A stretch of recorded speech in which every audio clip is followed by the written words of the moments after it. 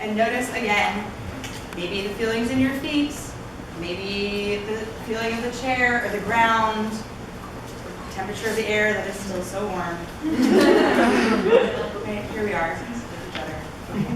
So I wish that I could give us all more time to go into that, and I think it's probably enough to probably bring up something. So I'd like to invite you to move your bodies in whatever ways your bodies move and feel good for you. So some of you might want to stand up, some of you might feel like continuing to sit or be lying down, whatever is working for your body at this time is fine. But to allow your body to take the pose that might best express the feeling that you were just describing. Let me tell you that everyone is focused on their own thing and they're not looking at you. Okay? So, I think for many people it's easier to start standing if standing is the thing that you do. So go ahead. So, it might be easiest if we start by just like kind of either milling or looking around, like orienting ourselves to the space. We're using the space in a really different way than we usually use in for thesis presentations, and that's okay.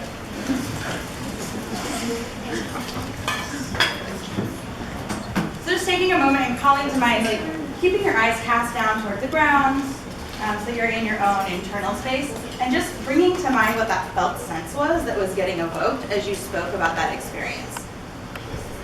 And then seeing if there's a physical posture that would reflect that internal feeling.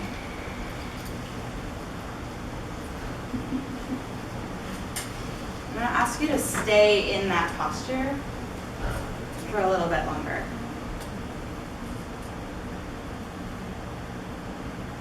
Notice, what am I believing about myself right now? What am I believing about the world from here?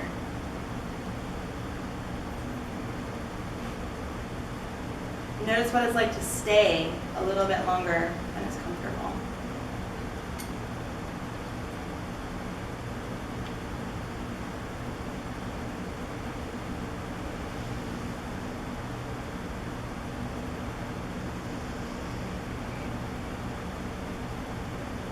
And taking a big breath in, and on an exhale, returning to whatever feels like center for you.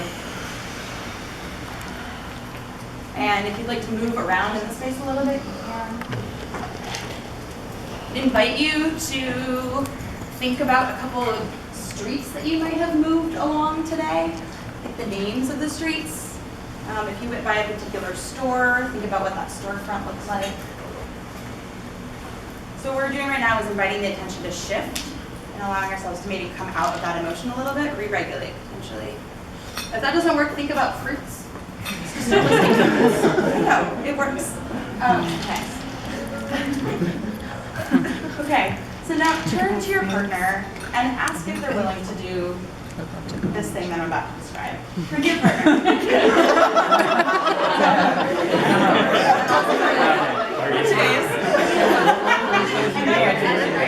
Okay, so what I'd like you to do, one person, is to form the pose that you had, and I'd like your partner to take that pose. So they're going to reflect back to you what that pose is. So whatever position you were just holding right now, you hold it and your partner mirrors. So figure out which one it is.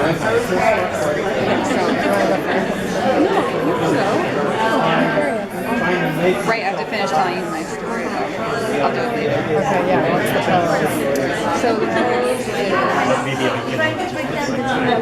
Okay, so let's pause for a moment. So whoever's holding the pose for their partner, they're holding their partner's pose, stay put. Partners, you get to walk around. Okay? So just get to walk around. There you go.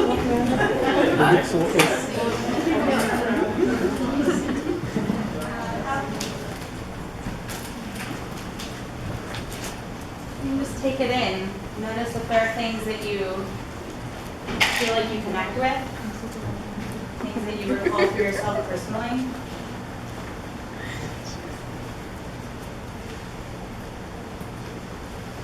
And then find your way back to that partner.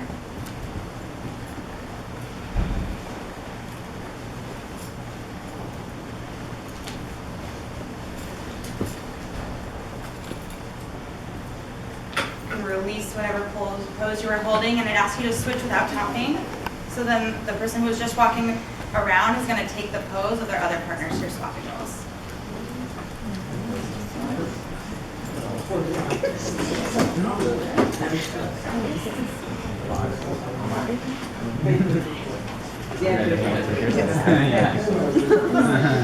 And then those who are not in a pose can walk around. I'm going to tap some folks on the shoulder. If you feel comfortable voicing something that you're thinking or feeling from this pose, you can.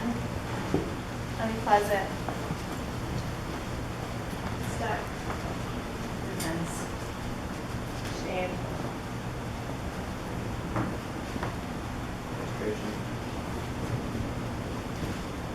Ashamed and alone.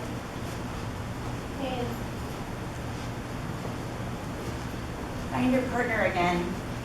Hurting. Sorry, Mark. Just gonna cut through there. Thank you.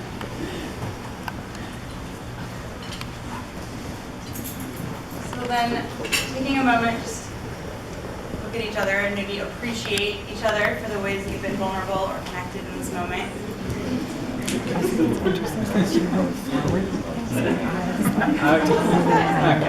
And then taking a minute to shake it out a little bit with your body, so finding a way to sit back down.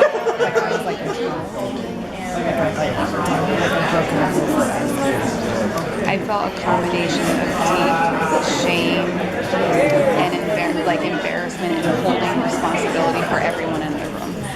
And I went into his office next day or that day. So I actually want to notice one thing that's happening right now, which is that you all just started talking to each other about what just happened, right? Which is really beautiful. That actually tells me that there was some amount of connection or real lived experience that was happening that had something there, right? Because you're wanting to talk about it. So asking you to actually sit again for a moment. In part because it is close to 7, and I know some of you need to leave class soon. But there's so much more to say, but thank you for your vulnerability, your willingness to just go with it. It's a lot to ask you to do without being able to create a lot of container in advance. And see you in class. Some of you have to go to class, I may not have to go to class. It's okay. So just thank you so much for your time and vulnerability, and what I want to do is just transition over to have a discussion about what both Leah and my work maybe has raised, or how you're feeling in reflection with the exercises and the material presented. So we don't actually have to leave immediately. So thank you so much.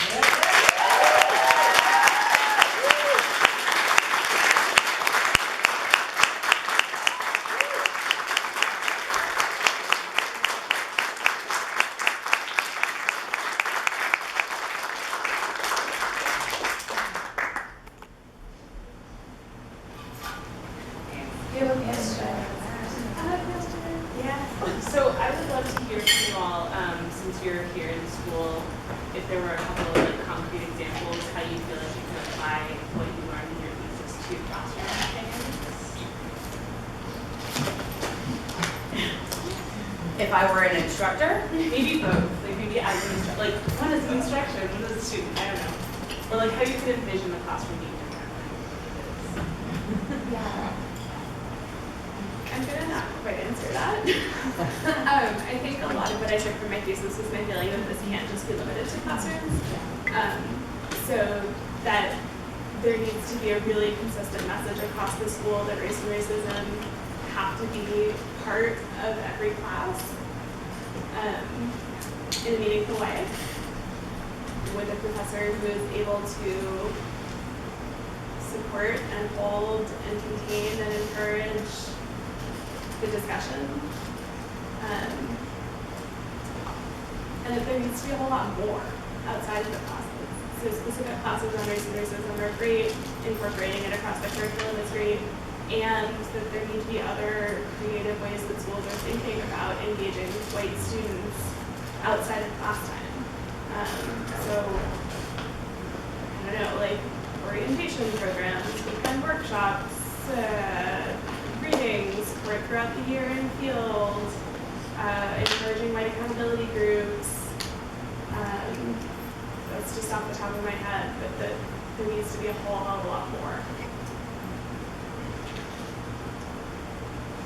some of my implications include offering some psychoeducation in classes, and really giving students some tools and skills and highlighting those that will allow them to be able to do some emotional regulation, so that everyone knows what they're being invited to do, and there's some time when that's been practiced or invited or scaffolded in some way.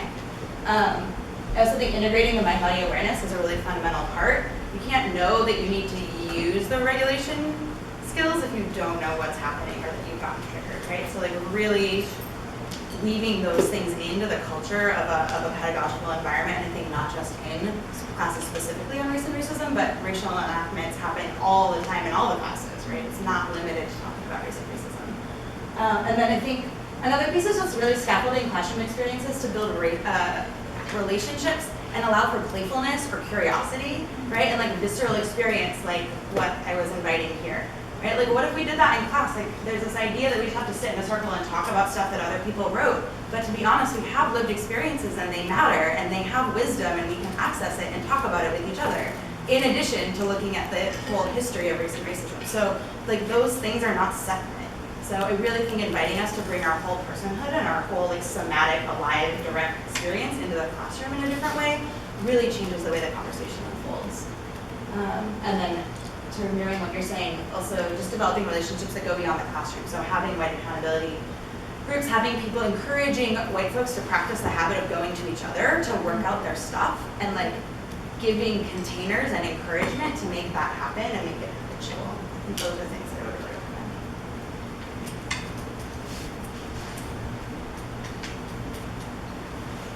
Yeah, I've been thinking about the physicality of what we just did, and I'm also thinking about the way that the affect might have something to say, more sometimes than the words. And I'm just wondering if in your research, I don't know if I have a question, but I just noticed that, and I'm wondering what we can do with that. But I think you just said a little bit, like doing that more in class and stuff, but I'm just wondering if there was something you didn't share there. I really appreciate you naming that, and I think I had a struggle with Leah like midnight last night when I was trying to present this and being like, I don't know how to communicate it because it doesn't live in words. Right? It lives in this other space that doesn't have words, and I think as clinicians we're really practicing being able to sit with and be with that thing that doesn't have words, like that wordless pain or grief or anger or like non-resolved everything, right? And this is similar and different and related, you know, and so I think so much of it doesn't have words, and I barely wrote about the workshop because so much of the workshop was around embodied practice, and it just became impossible for me to put language on it. And so thank you for naming that, and I think that just speaks to everything that isn't actually getting dealt with or brought into the classroom when we don't bring our bodies and our affect in. Right? Like it loses all of that wisdom, so thank you.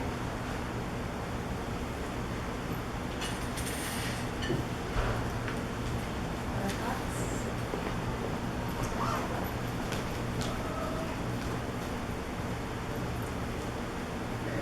I appreciate your thesis so much, and the thing that I'm saying to sort of a reflection on the idea, or like as I've heard more about your thesis, sort of tuning into this whole body of knowledge, this like body, like the physical knowledge of what's happening, as like a huge source of information in responding to race and racism outside of like trying to intellectualize it.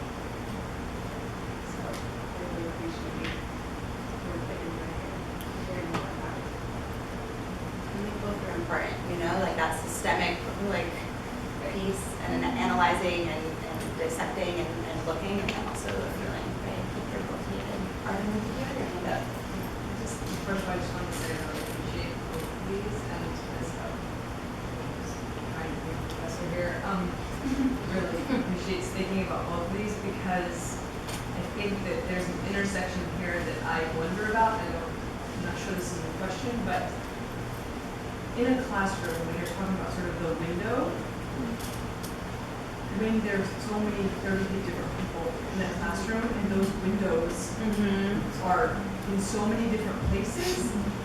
Then I think, how do we, as professors, or as anyone, sort of be able to hold that for a whole room, because I think that you're almost always going to activate some people, or someone's going to be hypo or hyperactivated, and I really appreciate sort of the complexity of that, and I think that your implication, your suggestion of teaching people skills to manipulate before we ever start these conversations might be the thing that I'm taking with the most, is how do you do this first before you have that, because I do think that that's very complex, and add that on top of the whole classroom.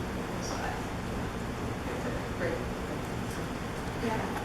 I mean, that was one of the things that I was like really almost pretty viscerally struck by in doing my interviews, is how much instructors are having to manage in the classroom. So like each individual student, and also like all of the group dynamics that are happening, and also having to cover the content, and also it brings up a lot of stuff with professors. And I like professors talk about like your bodies in the room, right? We have racialized bodies, and students relate to different racialized bodies in different ways.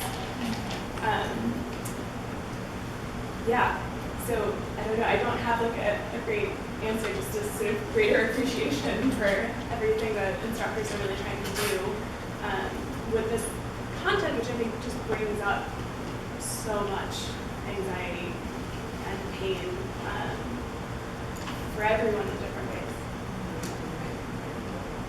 I want to also just give a shout out that Professor Ortega actually offered some of these tools in the window of tolerance and the psychoeducation in the race and racism class for white people last summer, and I think I've heard a number of people speak to the utility of that, and so also just to like name that you were already having like lived and offered that, and that this is also like inspired by some of what you shared with me. So just like pass that back. And I think it's easier in a room full of white people, to be honest, right? Because there's some sense of like, you can break open and take the entire hour, and we're gonna like sit here with your process, because that feels like what I need to be doing with you. And it's not what folks of color need to be doing with those white students. And so there's also just a challenge, and I think it really depends on the space. And like these kinds of tools, you know, are useful in multiracial situations, but you come, I don't think there's any way out of that. Yeah. I mean, I'll also say I was in Professor Ortega's dominant perspectives, race racism class last summer, and I think that one of the parts I found most valuable was having the professors put us into groups, and we like had to meet once a week outside of class, and it was a space to work on a group project, but also to talk about stuff that came up in class. And it was really like, I thought it was going to be really cheesy and silly and like not useful, and it was incredibly useful. Like it was, yeah. It's a bit of a larger, heavier question, so obviously feel free to pass it. But I guess sort of after all of the research that the two of you have done, right, and after, you know, I don't use the word insight because I'm sure right, that you had quite a bit over him. But I guess I'm wondering what your opinions are on the ways that the racism in the U.S. course structure is structured, and I think especially in the context of the work that you all did. It's not working. I do not think that I mean, I think it's a lot of kind of didactic, cognitive, like mind level stuff and a lot of information. And you know, I think that the professors who teach here, who teach that course, work incredibly hard, and they have an incredibly hard job. So I don't want to discount that. You know, I don't think that most, and my research focuses on white students, but like most white students are having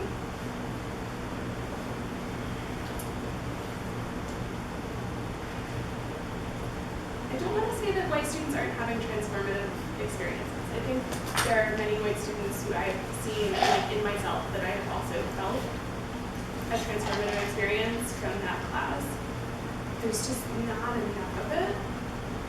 And when it's isolated to one class, I think there's a way that faculty are like, oh, well, that's a thing for the race and racism class. So, like, I'm not going to touch that. I'm not going to get into that. Like, bring that to your race class. And it's 5 weeks, right? Like, it's just not, like, we have had a lifetime, white people, of, like, internalizing white supremacy. 5 weeks is not enough. We need a whole lot more. I think I would probably speak a lot to the process of the class, having all of these things, just opening up what could be known differently, right, if we were using different modes of knowing, right? So I'm currently in the History of Black Lives Matter class, and I cannot tell you how profound it is to read in detail the history of slavery and post-Civil War era of the United States. We don't ever think that should get washed over, but I actually just think that course maybe could be part of the race and racism course, and then add on this piece about what does it then mean for us as an embodied way as clinicians working in social service agencies, working in terms of social justice, more time and done differently, I think. Yeah, I guess one other thing that I was finding in this, this is a conundrum, that when, of course, on race and racism is required, white students resist it more. And when it's not required, white students don't take it.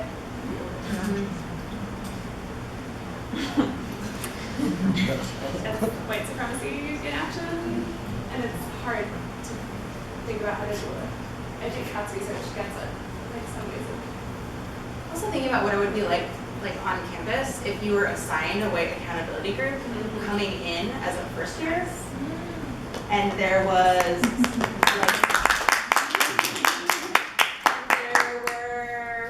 for example, maybe you had a day-long orientation about whiteness and oppression on the first day that you got here. And then what if you were assigned to a group, right? And so then your group is meeting and professors are checking in with you to make sure that your group is meeting and that is considered part of your coursework, right? And that there's scaffolding around that so that so much of the work is being done outside the actual classroom that when people are coming in, there's a little bit more that's been processed or thought about or digested, and you're being held in a set of relationships. Because so much of what can freak people out is that they're going to be ostracized forever if they say anything. I had one participant be like, oh my God, I just have to let my ugly bits hang out. I'm like, yeah, right? You can't get anywhere until, you gotta shame is about hiding, right? And so we gotta open that up, but we need to make containers where people are gonna feel held, and it can't be a multiracial classroom environment or one that's constrained to 5 feet. Because we don't open in those, you can't force opening. We all know that. You can't make it needs time. Other thoughts? Okay. Thank you all so much. I'm wondering what you would like to see happen with this beautiful work that you've done. And as a side question, if you'd like to see work done with this here at Smith, if there's ways that you'd like support from your team.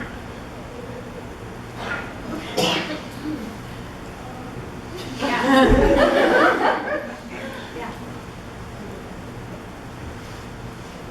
don't think that either of us has I'm not in a mind space right now to be making excellent concrete plans. My hope is that all of those things that we just talked about would be implemented here, right? And I don't really see why not.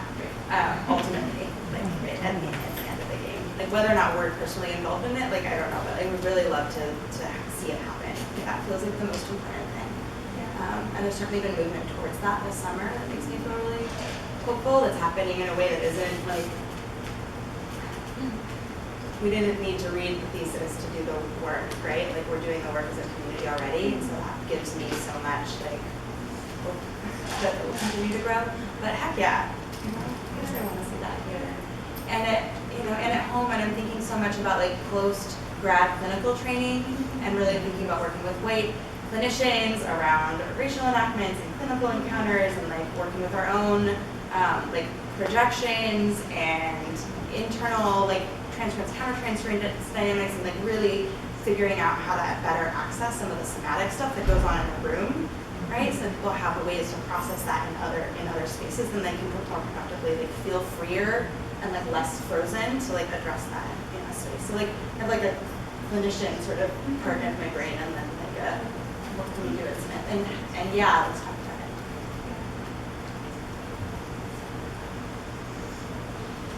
it.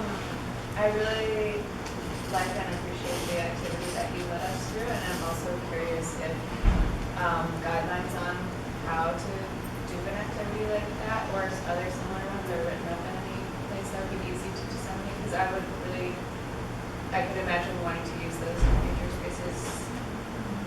One of the things that Professor Ortega suggested is that we make a toolkit, sort of writing things that we've both been playing around with, and then being able to offer that. So it's one thing that we're thinking about. I have just been so slammed with work. I haven't been able to think about it at all, but later someday it'll happen. Because yeah, I think it's like, you know, it's both profound and also not rocket science. Very end of it. So.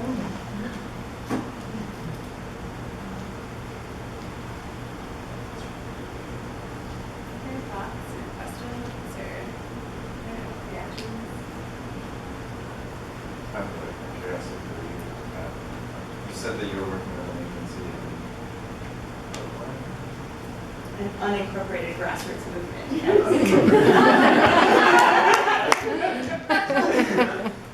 I'm wondering what they used as Well, so some of the feedback we got at the end of the workshop was I've never had such a sustained engagement in a conversation about race. Or like usually I feel out of place here and not good enough. And since we're all talking about our indirect experience, it seems like we're finally all on a level playing field, and I feel like I can open up, right? So there's that kind of feedback coming in. Robin was there, which is so great. Sorry, I totally just called you out, but which was amazing. It was like so amazing. I'm just looking at you and realizing that there's like some continuity between my like cross coast crazy life right now, and that's so beautiful. So. And some of what the core members have started doing is playing around a little bit more with the press stuff. We're doing some somatic awareness pieces, thinking about ways to do more embodied relationship building as we're having different conversations in different forums. And they're getting a lot of positive feedback. So they're already sort of like incorporating and rolling with that. And the co-facilitator that I worked with in the workshop is phenomenal, and she has a ton of background in theater via press work, and I only have a little, and so we were able to collaborate in that way, and I think they're continuing to engage with that in really productive ways. So yeah.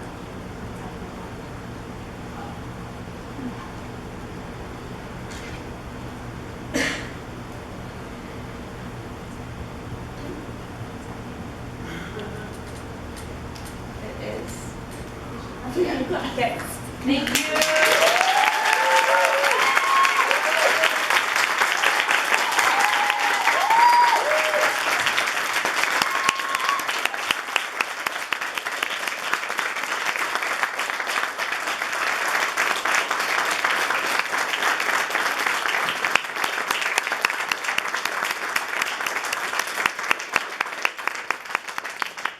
Thank you so much for the generosity of your presence.